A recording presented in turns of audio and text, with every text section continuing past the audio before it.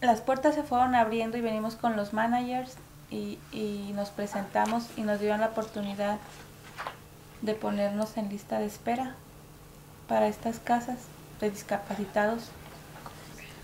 Cuando llegamos aquí, él caminaba muy mal.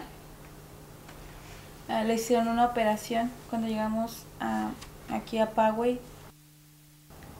Y ahora Josué camina por toda la casa. Paso por paso, Josué, sí sabes, paso por paso. Pasito bien.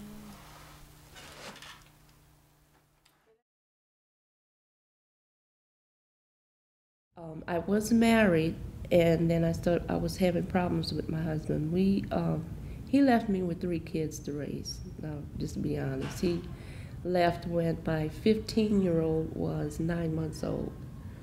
He walked out on us, and I've just been raising my 3 ever since. I was in Escondido for a year.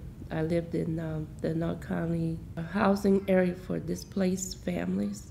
We had like a living room and one little room that was about as big as a closet. And I put my girls in there and I slept in the living room. We had a bathroom, and the kitchen we had to share with another resident. In the neighborhood, there was always something going on, so it was kind of scary at times. So when I heard about Poway, I think I was the first one to call. So I'm very thankful for being here, for the people here, the school district, the people here in this complex, Florence and Barbara. They've all helped me. They've all stuck with me, and I appreciate all of them for it.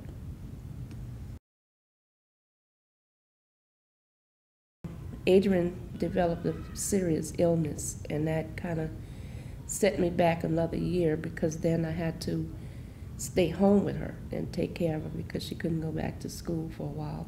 The school district assigned a teacher to come to my house twice a week and help her with her schoolwork to get her through to finish elementary school. And also I had 2 nurses to come and check on her. And without those people and without Children's Hospital, I don't know what I would have done, because I didn't have insurance. I didn't have medical insurance. I had no money. I had no job.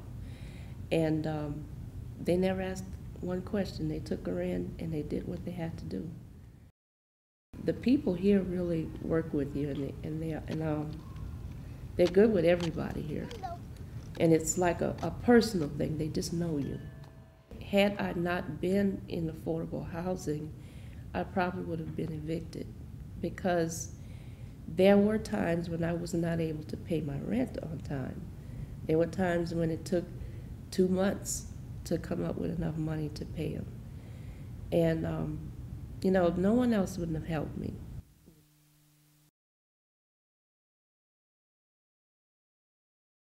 This is my family. This is my husband, myself, and my 3 children.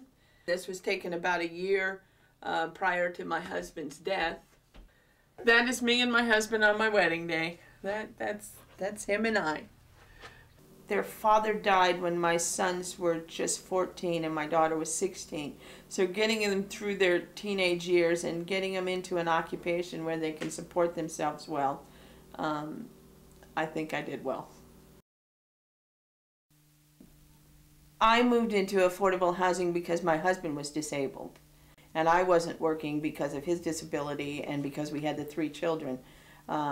I leave my home very early in the morning. I leave at 6:30 in the morning. I usually don't return until 7:30 at night.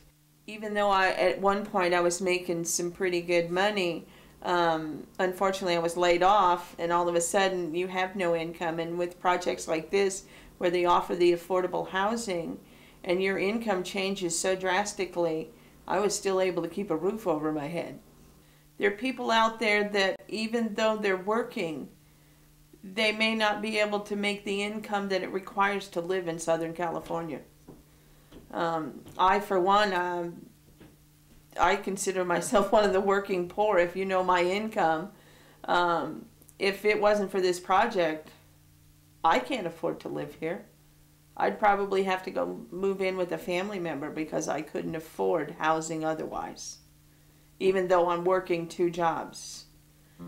And just because we're low income, it doesn't have to look like we're low income. They can be just as neighborly as any other apartment complex, no matter what you pay for your rents.